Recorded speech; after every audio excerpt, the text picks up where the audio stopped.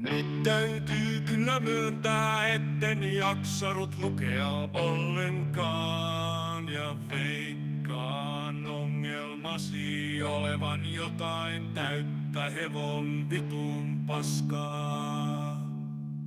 Mene suihkuun ja nukkumaan, huomenna tei muuta neuvoa. Ei tule, mene vittu töihin, mene vittu töihin, mene vittu töihin, mene vittu töihin. Ai sä oot hakenut mut et oo saanut töitä, no mene vittu töihin, mene